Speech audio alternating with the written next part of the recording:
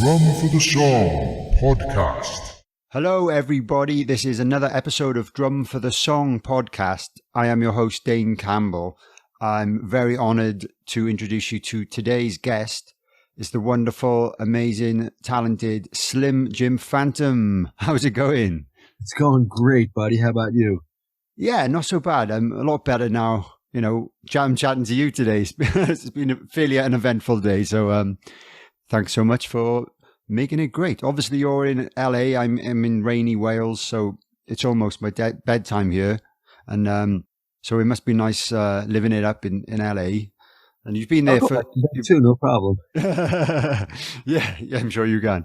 Yeah, man. But thanks for doing this. I'm sure the regular listeners are going to be looking forward to hearing what you've got to say. Sure. You know, you're a very unique drummer, and obviously we'll talk about that in a little while. But first of all, I'd like to start with you explaining to us and to me how you originally got into the drums. Well, got into the drums. I think like everybody else, you had that first moment. For me, I don't remember. I'm too young for it to be a Beatles moment or a Led Zeppelin moment. I'm not that old, but it was a moment of seeing it on television, knowing my parents had a few records around, from Hank Williams to a big band to they had Burt Bacharach records. I think there was even a first Beatles record that would have been maybe a gag gift someone gave my mother, but she liked it. She was pretty hip, and this would have been the early 60s and late 60s. And I just knew that I wanted to do it. If you saw television, the band appearing on television, on the Johnny Carson show or Saturday afternoon American Bandstand type shows, you just kind of thought it was something that you wanted to do. I didn't even know if I had a favorite band yet or a favorite drummer or really knew what it was. But I saw someone play guitar, saw someone play piano, saw someone sing, someone play a saxophone. And I didn't think I could do that. I saw someone playing the drums, and I thought I could do that. And that results in bugging everybody enough to let you take some lessons and get some sticks with a practice pad, learning some rudiments, evolving into your first decent little drum kit, evolving with practicing along to all the songs. Popular songs of the day, whose ever records you had. I had a few cousins who were rock and rollers, so we'd always have one Sunday at a different relative's house, and I would go home with one album I was allowed to borrow from one of my cousins, and then I'd bring it back next Sunday to wherever else we meet at a different aunt. I would bring one record back and take another one. So it was that's pretty much how I got into it. And whatever records they had is what I learned, whether it was Billy Joel or Aerosmith or didn't have any records. So my dad had a Hank Williams record, try to play along to that. So anything really, and to practice the rudiments, and by this time you're old enough to be in school. And there was a few guys in school, being Lee from the Stray Cats, that we were able to practice along with. And he had a friendly garage. His parents encouraged it. That's great. And it just really started from there. Without ever really knowing what you wanted to do, you knew you wanted to do that somehow. Yeah, I think that seems to be a common kind of goal of a lot of musicians, especially at a young age. They see it on the TV or hear it on the radio. And I think it seems to be more common with drummers. The physical and the visual idea and just thing of someone hitting hell out of a drum kit. It's just addictive, isn't it? It is. Sure it is. And it's cool. It's great. It's a great story. So I know there's a lot of history about this, and you've talked about it a lot, but could you talk about the formation of the Stray Cats then? Sure. The Stray Cats were, all of us were those guys in school that did play. We all took lessons. We're all very, we're in the school band. Brian played the baritone horn, which is like a small tuba. And he played cello. I played French horn. Wow. And all of us had our rock and roll instruments on the side. Brian played guitar, Lee played bass, and I played a drum kit. And we were all in varying bands. Lee and I mainly together because we're the same age. Brian was 2 older than us. Right. which, like, you know, especially with brothers, 2 years difference. Now it doesn't mean anything, but when you're 11 and when you're 13, that's when it makes a big difference. Absolutely, yeah. So when we were about, it must have been about 17, Brian was about 19, we all were doing the same thing at the same time. Lee and I were from, I guess, a bit more of a blues background, as much as you can be from a blues background in Long Island. Yeah. We loved Muddy Waters and the Wolfman and T-Bone Burnett, and mainly that came through listening to, say, the Beatles and the Allman Brothers Band, who wrote the songs. You see T-Bone Walker. You would see McKinley Morganfield, who of course is Muddy Waters. Like all these names, Statesboro Blues was Willie McTell. You find, and you just seek out the original versions of these songs. And by the time I got to, say, the Beatles and the Stones, and you're checking who's C. Berry, who's C. Perkins, who's E. Cochran, yeah, who's all these original artists, you start finding out about Roy Orbison, Buddy Holly, Gene Vincent, Jerry Lee Lewis. A few of them were on what would have been the oldie station, but it was very much like you might hear Blueberry Hill or a few of the old doo-wop songs, which we love. But when we started to hear the original Eddie Cochran and Buddy Holly songs and see there was a group, and then you eventually get led to the original recordings of Elvis Presley on the Sun Sessions, and that's when it really completely kicked in that we should be doing this. No one's doing this. It's the greatest music ever. It's got all the elements that we love. We liked getting tooled up. We liked music that was complicated enough, but not quite prog. Yeah. We liked playing the blues, but we didn't like it as traditional as,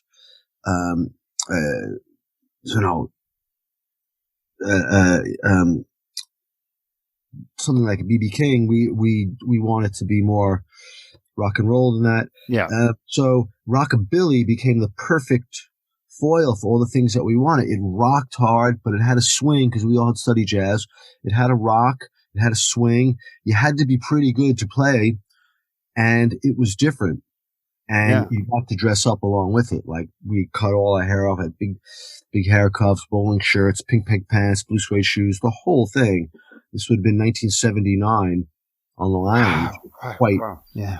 Quite a sight to behold. And we just stuck to our guns, and we just really loved it and played all the traditional rock clubs that the regular rock bands, either original rock or covers rock, songs of the day.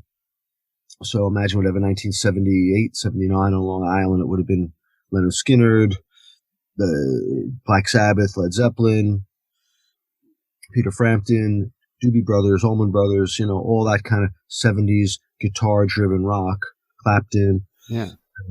So we didn't fall in that category, and yet we weren't punk or new wave, so we couldn't play the three places that were for that.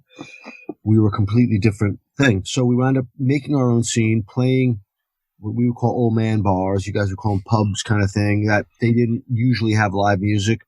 And we had a PA, 3-amp, 2 amps, my little drum kit. And we thought that would be a cool thing to just, approach the bartenders, who are usually the bar owners. We'll pack in the place. We keep the door, we keep the door. And we had a gang of around 100 kids who just loved us and would come to see us play in the garage when we practiced. They weren't rockabilly kids. They were just kids that latched onto us. We were their scene. They were our scene. So, and they just came with us to these various bars that we played. Wow. Yeah. That was our little scene. But we played 5 days a week, 4 sets a night. So we got very good at it. Wow. We knew every Buddy Holly song. We knew every Carl Perkins song. We knew every Jerry Lee Lewis song. We knew every Eddie Cochran song. So it was quite a good chance to get good at it. Yeah, and a lot of time on stage, which is what people need really to kind of master the craft, I suppose. Exactly. So were you still in school at this point, or you just left? Or it was at the very end. I was still in school and leading into when we got out of school. Brian had already left school. Lee was about to leave, and I was about to graduate. So we did it at night. And then school was very much after that, because this would have been this would have been 1979, and I had just finished with school then. Wow. And amazing. And then eventually you made your way over to the UK, I believe, or to England more specifically, or London, and kind of did the same thing there eventually, and you got picked up by a record label, and the rest is history, I suppose. What happened in England is we thought it was really cool, and we would get, say, an Emmy or 6 months later kind of thing from some one record store that had that kind of stuff in the city. And they had an article about Teddy Boys, I think, one time, and we thought, oh, it'd be so cool. We were expecting everyone to be that way. So we made a choice, which I don't know if I'd recommend to anyone else as a plan, but we sold the equipment, gave up our flat that we had. That was it. We spent the last few dollars from the last few gigs to buy one-way tickets and wound up in London. And it became, well, you said it was a good idea. No, you said it was a good idea. No, you said it was a good idea. So became just, I think we had a little bit of money. We somehow got to the middle of the city, which we wouldn't even know where the middle of the city was. Quickly ran out of money at, B&Bs kind of thing. And, we started sleeping rough. Hyde Park, summertime, 1980. Wow. Met up with a few people who would let us crash, Sid and Nancy style, on their squat houses. And we just kept going out. Anything that was for free, or someone said you should tag along to. Nothing too glamorous, but just events in London was happening back then. Just walk up and down King's Road or Kensington Market or Camden, just be seen in those places. And we just knocked on enough doors. This lasted about 3, 4, or 5 months. And finally we got to be fourth on the bill at the Greyhound or the Golden Lion or the Thomas A. Beckett pub or the Marquee or Dingwalls or, there was that handful of places that were kind of pub rock places. And we rolled the dice enough times that we were allowed to go on fourth. Like I say, you go on at 4:00 in the afternoon for 20 minutes. And we had been playing quite a lot in New York. We hadn't lost our chops. We were still young. And the people that we had been seeing around were people like Lemmy, people like Strummer, Chrissy Hine, who was friends with Ray Davies. So all the scenesters from then, Spider from the Pogues, a lot of the motorcycle club guys who lived with Lem. Right. Okay. And there was a clash of Sex Pistol Damn, the Pretender, at like most of the shows, and the few hipsters in London whose job it always was to find the next best thing. Right. After us, there was probably something else 2 months later, right? But at those early shows, it was 20 people, but they were all kind of well known in a funny way. And when they saw us actually play, the whole nother story. Here's these guys with big mouths and wear pink jackets and who talk a lot. So when they gave us the 1, 2, 3 go, we're standing on the drum. He's playing behind his head. We're spinning the bass. We're jumping into like we could do it. Yeah. And that attracted a certain attention. By the second, third show, we were packing out these little pubs. And in London, back then, it was a very small place. As big as it is, it was small. So record companies start to hear it. People wanted to get around it. And Dave Edmunds came. He wanted to produce it. And at the same time, when there was one record company that was particularly into it, they were ready to go. And Edmunds was ready to go. So this would have been we got there in June of 1980, and we were in the studio. They got us a little flat to live in the studio. Found Edmunds, agreed to him. We already had 100 adventures in December 1980, ready to go. So 6 months of pretty much living rough, and we made the first record. We went in the first night, did Runaway Boys with Edmunds. That's amazing. And that just shows that your hard work did pay off eventually. And I think a lot of other people and bands may have given up before getting to that point. If you were sleeping rough for weeks on end and stuff like that. So no, hats off to you. And obviously you had a great career. You're still kind of doing stuff every now and again, as far as I'm aware. Obviously the pandemic hasn't helped all this stuff, but I don't want to talk about that too much. But yeah, it's an amazing story. And you were just so unique at the time from what it sounds like. Yeah. And your dad was there. He was there. He was that old gang. Yeah, all the Motorhead guys were there. And he was I was there at the last breath, on the couch. Yeah, well, I was going to ask you about that because you were kind of neighbours with Lemmy, right? Or pretty much. Yeah, exactly. Yeah. Wow. And he and I had maintained a very strong friendship in England. Right when the Stray Cats happened, I was at No Sleep Till Hammersmith. I was at that show, and oh wow! Then we just continued to stay friends always. And to go out, he and I were the ones that like to go out, and then the Stray Cats came back to the States, 1982. Right.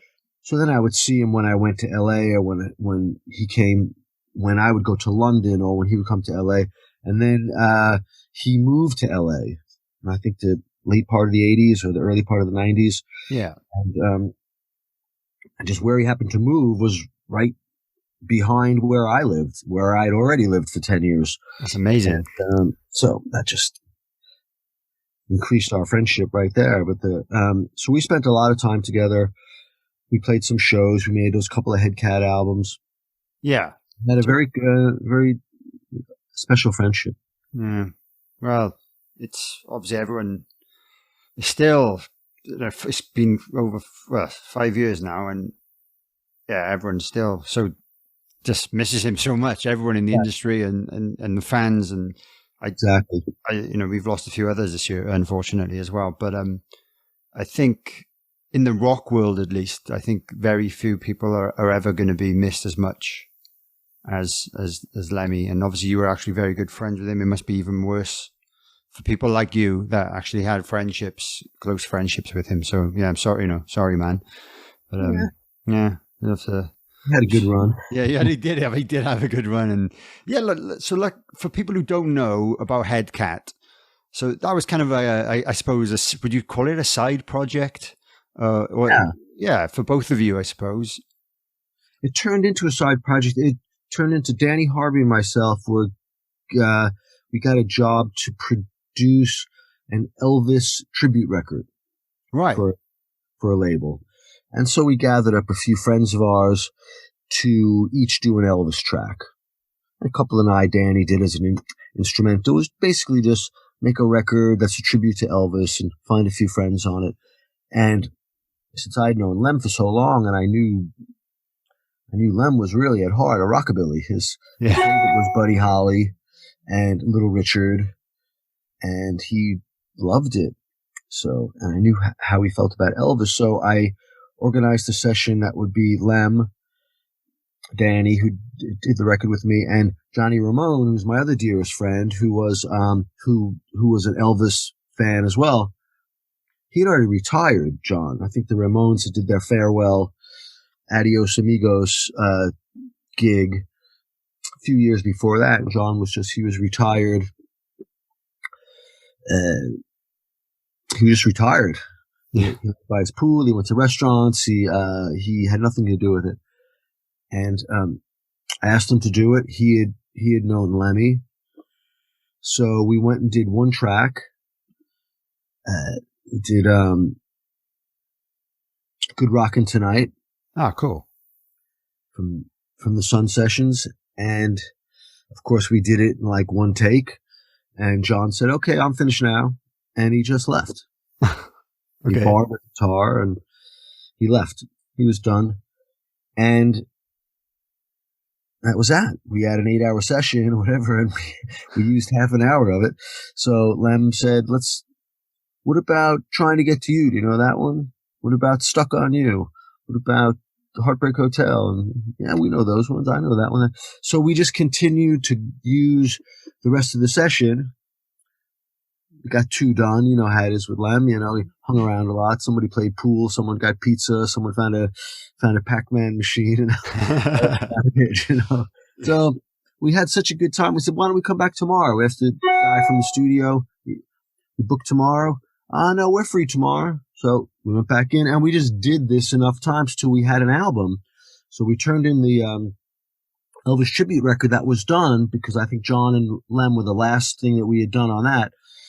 And then we just went straight into really doing a new album of these seemingly out of left field songs for Lem. Eddie Cochran, Buddy Holly, maybe Gene Vincent, Chuck Berry, which to me, I had already had that education that it makes more sense to me that Rick Wakeman was a punk rock guy. Was he? People found that hard to believe. But like Chris Squire loved rockabilly. I mean, by that time, I had already had my education in that, knowing that these guys loved that music, and that Black Sabbath and or Motorhead wasn't made in a vacuum. They had influences. Absolutely. The Beatles. Lemmy loved Jerry Lee Lewis. It's, very, very clear to me by that time in my life. So we continued to make this rockabilly based record, and then that was it. We did some gigs whenever we could during Motorhead's brutal schedule. It was usually February and March that they were not working. Yeah, that's about right. That's when I got to see my dad. Yeah, exactly the same time. So that's when Lennon would come back, and we would do gigs. And one of those years, we made another album for Wendy Dio, who I'm sure is a family friend of yours. Yeah. And so she had a label by that time, and we made a proper album with Wendy and with another pal of yours, I'm sure, Cameron Webb. Oh yeah, of course. Great. So we did that album, and then we toured as much as we could, and then things got very busy for you, for your guys, and then the end came. Right. So what was the last kind of run of shows that you did? When were they? When were the shows? Maybe 2 years before Lem went. Oh, right. Okay. So, okay. But the shows were getting, as they were with you guys, I do think, a little bit harder for him to do. Yeah. Sometimes they didn't last as long as the contract. Yeah, I see what you mean. Yeah. As the age, as the age increased, it did, seem to be more of a struggle for him and stuff like that. But, he still, the whole point is what makes him a legend is that he was still trying and giving his all. For him. Yeah. Amazing. So yeah, there's a few albums available. There's live albums I've noticed. So I checked it out on Spotify, and so people can buy physical copies of this stuff if they want. I think now Wendy, I know, has done a deal with Lem's estate that I think that they're coming out soon-ish. There were 2 studio albums that are available, so nice. I think folks can find those. And I think the live one was a record that we did in Berlin, and then 2 other ones that we did home recording. Live mobile. Paul Kilmister recorded them, and Danny. I think Cameron was there to help. Ah. So there'll be 2 of those, and one that's a very, very proper HD, good quality sound from Huxley's in Berlin. Oh, that'll be amazing! Oh, I can't wait to see that. Soon, because I know we've done recently a lot of agreements for it and paperwork and all that. Oh, cool. Okay, well, listeners, listen out for that. Announcing soon. I'm sure you'll be telling everyone about it on your social medias and stuff and all that. People will know about it.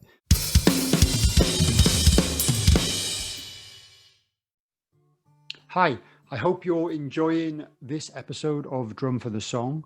I just wanted to briefly interrupt the interview to tell you about my Patreon page, which is a place where you can support the podcast and, of course, support myself.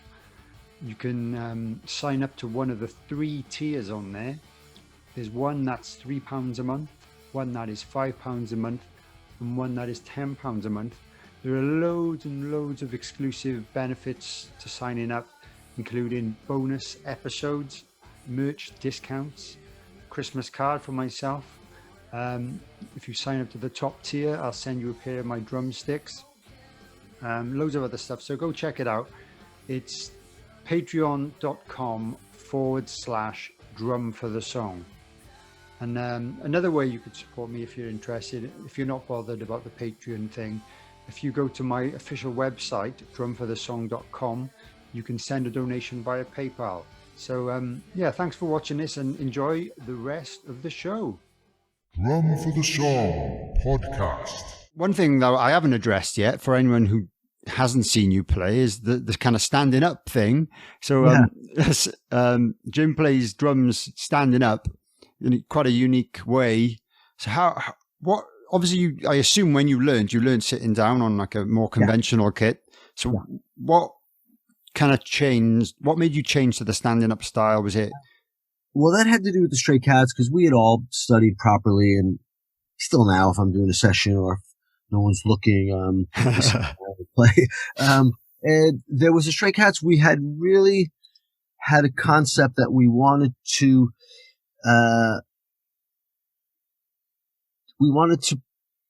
be completely different. We wanted to present a rock band as it hadn't been seen before.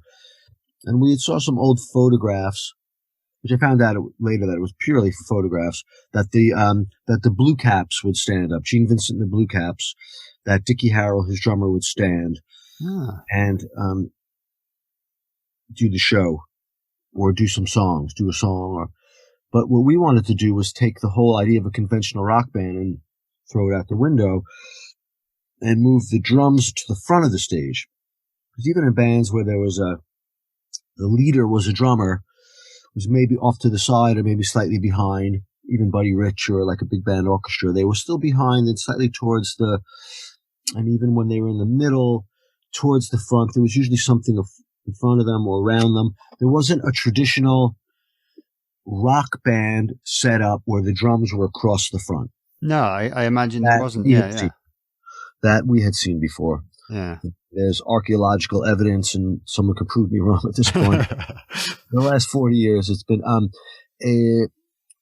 so we played so much. We had so much opportunity to tinker around all those bars that we did, and we just said, okay, let's try it this now. Let's try it like this. So eventually, pretty early on, we hit on a good formula. And I'm left-handed, so if Brian wanted to jump on the drum, it wouldn't have worked. So that's why it's on the side that it is. I'm on stage right because I'm left-handed, so he can go and stand on the drum without having to walk all the way around.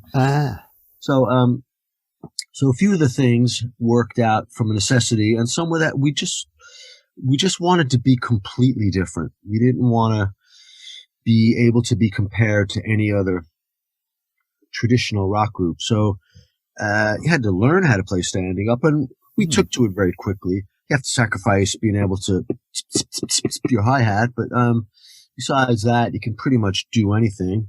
Just a little harder on your knees, and you got to get your balance right. So, I imagine it must be pretty difficult to kind of get the bass drum going without, and to get a nice action on the pedal and stuff must be difficult. Just learning how to do that. Yeah. You must have the way your leg muscles are must be different to every other drummer. Yeah. They must kind of be strong in places where other people's aren't and stuff like that. That's crazy. Yeah, my right knee is taking the most beating because I'm left-handed. So that's the one that you have to plant kind of. Yeah. No, well, obviously there's loads of footage of you out there, obviously. So if anyone wants to check it out. And I actually watched, it was like a tuition video that you must have done in the early 90s for DW. Yeah. And I watched that the other day. It's on YouTube. Someone's put it on YouTube. And I just to kind of find out a little bit more. And it was really cool. And you look so cool in it. And it was funny. And but yeah, check that out. And you're teaching people how to do the swing, and it was really interesting. And I think for any drummer or any especially rock drummers that maybe have never really played a swing or like a blues shuffle or anything like that, I think it was a really interesting, useful video for anyone. So go check that out, guys. And yeah, totally unique style. And you get to watch you play standing up, and the kit sounded great and all that. But yeah, that's all online, and pretty cool that you kind of did that. Do you remember filming it? Sure. Yeah. I remember very well, because my buddy Carmine Appice, who was one of my mentors, was the force behind that. That was his company that made the videos. Right. Okay. Power Rock Enterprises. That was Carmine Appice, who was the first drummer that I ever met in my life, when he did a clinic in my old neighborhood in New York, and I went to it. And he might have been in Cactus or Vanilla Fudge or one of those kind of bands back then. And I was really just the guy that wanted to. It was the first time I ever met a professional rock musician. Right. Not a guy who played at weddings, or not a guy who like wanted to be in a band, or was really, because where we lived there was quite a lot of good musicians, but here was a guy that got out from the old neighborhood and went on tour. He was like, toured the world. He was on Ed Sullivan's show. He was on he done things. And I asked him questions in the front row, and he was like really, really cool. I was less interested in like learning the double kick pattern from his book, which I had studied, Realistic Rock, in my lessons, than I was to find out about, man, what's it like to like go to Europe. I was more interested in that part of it than the technical. All these one of my favorite drummers, Carmine. But after the clinic, he like stood and talked for a long time, and it was right next door to the Long Island Drum Center. There was a pizza place, and we got a piece of pizza. And I just talk a mile a minute, asking about questions. Like, now, how do you get the equipment from your house to the gig? Well, we have a bus, kid, and then there's a truck driver. Wait a minute, someone sets up the drums for you and takes it to the. I was 15 probably. Yeah. I was just so intrigued with every angle of it, and that was it. He had to leave to do his next thing. He was going on tour with somebody. And then not even that long after that, 2-3 years after that, 3 years, I ran into him out, as you run into people on the road. He didn't remember, because I had long hair at the time when I met him. I said, that's me that went to the Long Island Drum Center and asked you all those questions. We had a piece of pizza. Oh, things worked out for you, right? Yeah. And he's been my friend ever since, really. I stay in touch with him, and he was kind of like a mentor in a funny way. So amazing. Yeah. And I think from what I understand about Carmine, I want to get him on the show soon, actually. Right. I've had his brother Vinny on. But yeah, he was like one of the first drummers that was a star in his own right. Yeah. And his name was on the kick drum and all this stuff. And it was his kind of, I remember the little cartoon logo of his face and stuff. Yeah. So he was the star. And I think maybe that, I don't know if that influenced you, because you were in the Stray Cats, you were all stars. You like you said earlier, you were at the front of the stage. You're all equal. So I imagine, he must have been a big influence at that, especially at that time as well. And then answered you like a kid that is kind of bugging you with questions, but that's a better thing. And he was happy to. Cool. He was happy to talk, and I think that's a very important thing. Motorhead all had that. Phil Taylor had that. Lem, of course. And it's the hardest thing to do, is we call it making up your guy, and to have someone that's, all the Ramones say had that, and to have a identifiable character, which is pretty much, it has to be organic. I think if you set out to do it, it's almost impossible. Yeah. It has to kind of naturally unfold. But that's a good point about Carmine, and I can see that. Ringo, of course, the most famous case of that, but that is a kind of a career goal, I guess. Like, you got to be able to play great, you got to look great, but you also have to have that little extra thing, character. Yeah, the spark of the character. Yeah, to be a big star like that. Yeah, no, really interesting.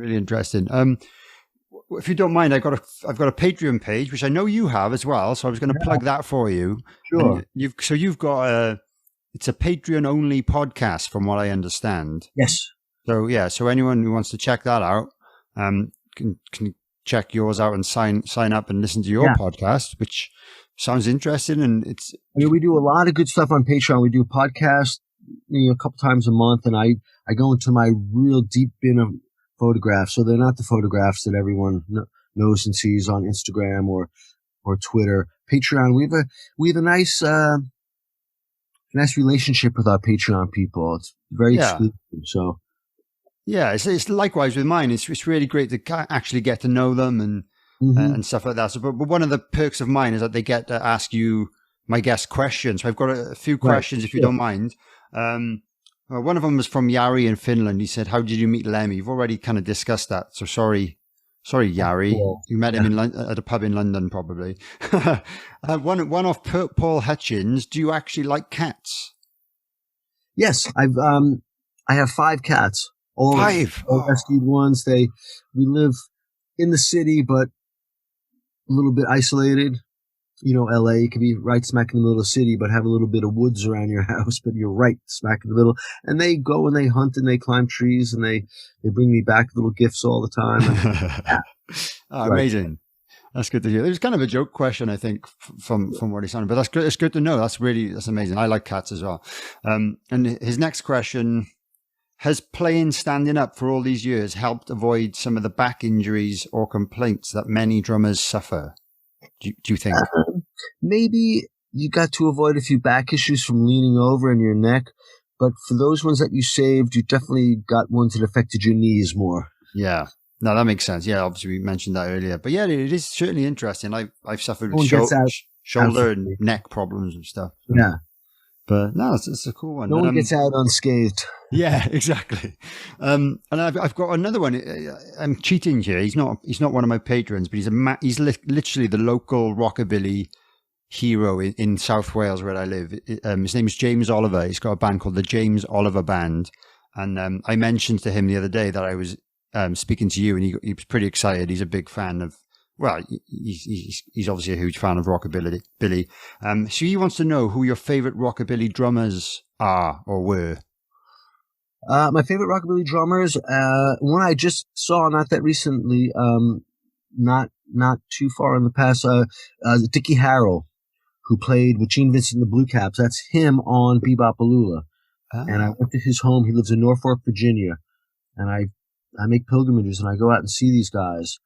And someone who just passed away was a cat named Charlie Connor, who played with Little Richard. And it was he that came up with you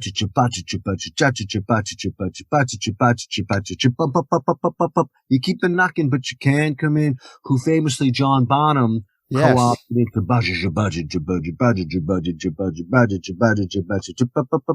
it's been a long time since I rock and roll. It's the same. And John Bonham was happy. And I saw Jason maybe a week ago. Oh, wow. And we would talk because I told him Charlie Connor had passed, who was another deep pal of mine, but it wasn't headline news. He was 90 years old, but I stayed close to them. So Jason sent his condolences, and yeah, my dad definitely got it from that. Yeah. He's the first guy. Confirmation. Charlie Connor I knew very well. Dickie Harrell. I knew DJ Fontana very well. He of course played with Elvis, and just recently Charlie Watts, who was our pal, loved rock and roll, rockabilly, blues music. Yeah, no, great, thanks for that. And my dad has got a question for you, which is unusual. How loud did Lemmy play in HeadCat? Really loud. Yeah, I imagine. Sound checks. Ask Phil about the sound checks. I think it even made the movie that time. It was the sound checks were even louder because there was no people there to soak up the noise. Yeah, I imagine. That's crazy. And doing these clubs, and I did Cat Club with Lemmy, places like that where it was so. I don't know, man. I always walked around with cotton really in my ear, you know what I mean? So it's got to be done. Yeah, it's got to be done. He did play loud. Phil, you know the answer. Yeah, thanks for that. I remember being on tour when I think it was in my early 20s, and I accidentally walked past Well, I walked on stage past Lemmy's bass cabs and in front of his monitors while the bass tech was like testing the bass, and it was like an explosion in my head. Being a drummer, I'm obviously used to volume, but that was another level of pain and craziness. I don't know how he did it. Has anyone seen Tim Butcher since then? He's probably lost his mind, right? The hearing caught up to him. Well, that's who I was on about, Tim Butcher. Yeah, I think he's still around. I think he's still doing things. I haven't personally seen him for a few years, but I think he came to one of our shows because I'm in a band with my dad now. I assume you were aware, the Bastard Sons. So I think he was at a show.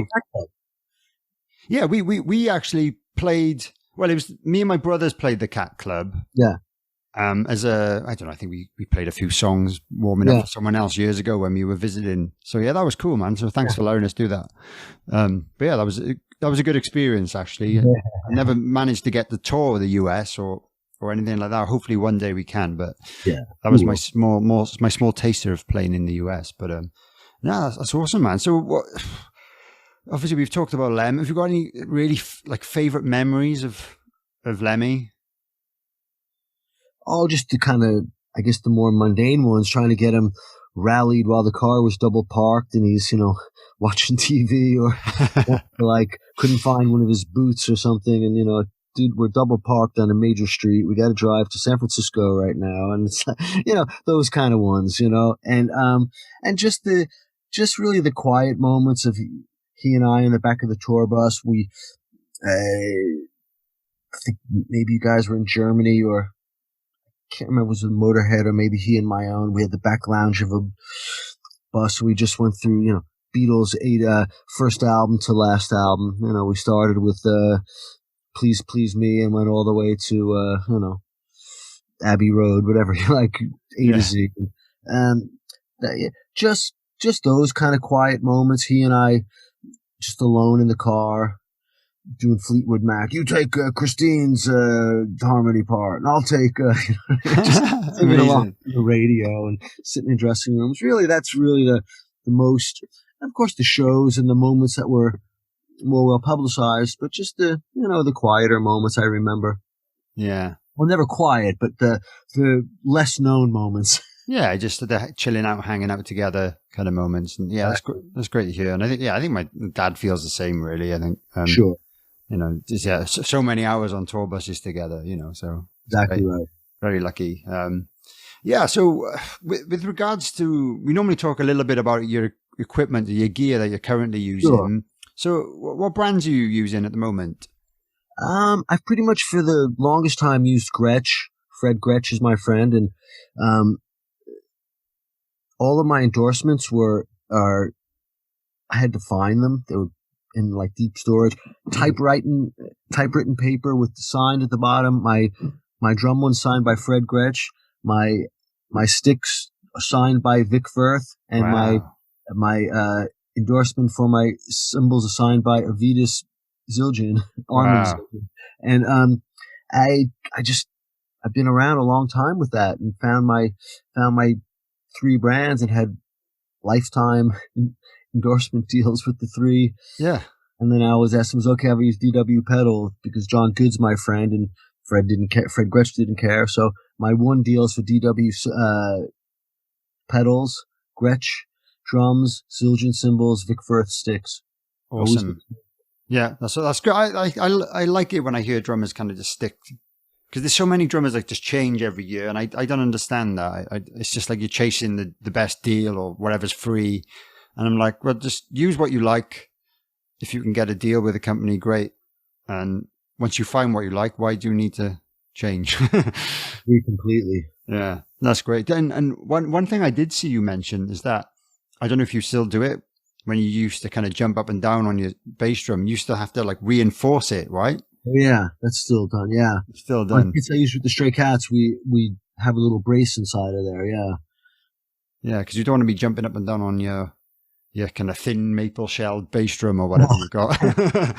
But I think you would bow the shell, and so the head wouldn't fit. Probably crack the drum, but also, I mean, if it breaks and you're standing on it.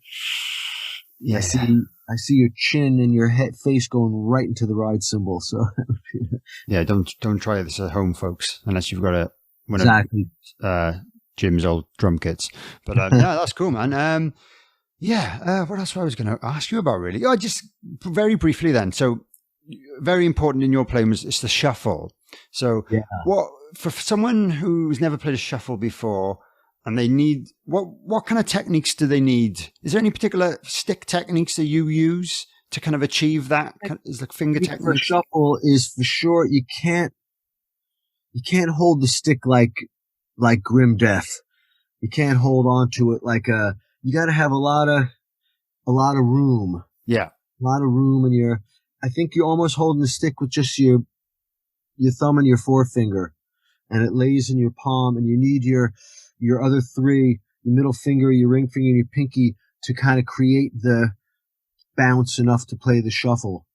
Yeah, that makes sense. And I think it's just to give your stick and your hand enough room to breathe. You know, a guy like Nico McBain would be great to look at his technique for something like that. You know what I mean? He's got a lot of work on his cymbal going. He does a lot of eighths, but it's the same thing where you have to have the sticks got to have room to move.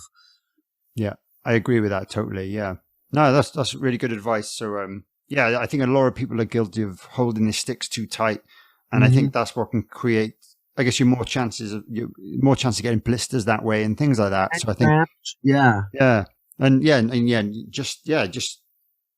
just use your fingers more, definitely. And your wrist, let them do the work. The stick's there as a tool. The stick by itself can't do anything. Yeah, exactly. Yeah. No, that's really good advice, man. Thank you very much. So, just before we finish up, I've got a quick fire round that I do with everyone, just so people kind of random questions so people get to know you a bit more. Well, I think I know the answer to this. Do you like hot or cold weather? Hot weather. Pretty obvious. No, you don't like cold weather. Living in LA, luckily you're in the right place. Daytime or nighttime? Nighttime. Yeah. Sweet or savory? Savory. Okay. Guitar or bass? Bass. Nylon or wood tip drumsticks? Nylon. John Bonham or Neil Peart?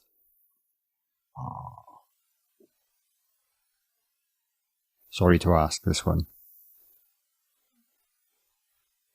I think Peart, because I just get blown away every time I see something. Okay, fair enough. Both amazing guys. Bonham, I can almost work out what he's doing. I can't do it, but I kind of can figure out what it is. Peart, I just have no idea. Yeah, as I would watch, some wonder of nature. I have no idea how it's happening. It just is. Yeah, I kind of feel the same way actually. With Bonham, you can kind of break it down and kind of figure it out eventually. Okay, Beatles or Rolling Stones? Stones. Okay. Clear or coated drum heads? Coated. Big or small venue? Big. And I've slightly amended this one. Favorite time signature to play other than 4/4?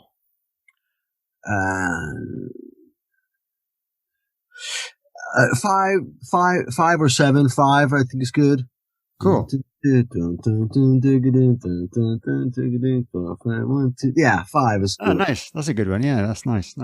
Yeah, awesome, man. That's fantastic.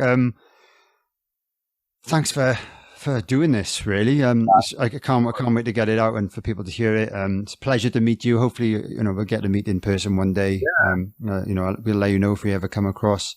And if you ever come to Wales for any strange reason, or play Cardiff or somewhere one day, because we're quite close to Cardiff, give us a shout and we'll come and see you. So my very last kind of question that kind of grills everyone: if you could create your own dream band with yourself on drums, I guess in this situation, I would say without using any of the guys from the Stray Cats or HeadCat, who would you have playing the other instruments with you? I'd like Bill Wyman on bass. Cool. Well, I mean, dead or alive as well. Anyone dead or alive? Little Richard as your singer. Nice. maybe Charlie Parker as your sax player. Nice. And Elvis Presley as your singer. Push Richard to the piano once in a while. Oh, yeah. Lead guitar player, Cliff Gallup from Gene Vincent and the Blue Caps. Oh, that's awesome. That's a very unique kind of collection of guys compared to what most people say. They say the Freddie Mercury and Slash or whatever. So, yeah, that's cool, man. That's great. Well, yeah, I'll let you go. I know you've got other things on. Thanks again for doing it. Oh, of course, Dan. Thanks you, man. Really nice to meet you and all that, virtually, I suppose. And one thing I did hear on another interview that you did, you're making a documentary. So is there anything you want to say about that quickly for people to look out for? A documentary about the history and the continuing influence of the original American rock and rollers, and kind of what we spoke about today is the gist of it. It doesn't have to be what the conventional thought of rockabilly is. Lemmy was influenced by the original American rock and rollers. The White Stripes influenced by the original American rock and rollers. The Clash, the Sex Pistols, the Damned, the Pretenders, the newest band from the oldest band. Everyone has an influence of the original American rock and rollers. You can call it rockabilly, you can call it rock and roll, but everyone that has come since then has been influenced by it. Absolutely. In some way. And it's still influenced. Still huge. Influencing everything. And it can never stop. It really is. You want to talk about whoever the latest, metal or punk or ska or pop, or they've all been influenced on some level by Eddie Cochran and Elvis Presley and everybody.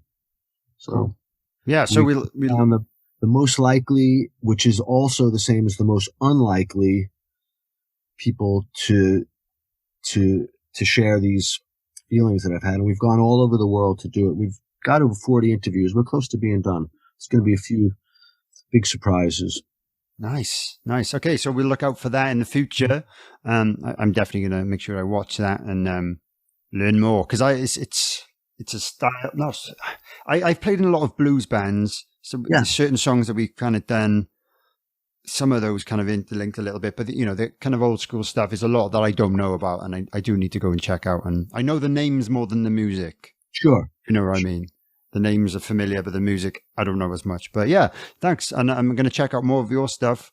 There's a lot of it about, and yeah, I'll keep in touch and let you know when this comes out. And stay in touch anytime, Dave. Yeah. Gang, Yeah. That and me, we go way, way back. Yeah, so I don't want to all ask together. Yeah, that's amazing. Great, man. That's great. Yeah, I'll let you get on with your day. And I'm going to go to bed. So yeah, speak to you soon. Yeah, cheers. Easy to find. Thanks. Yeah. Thanks so much. Thanks. Bye-bye now.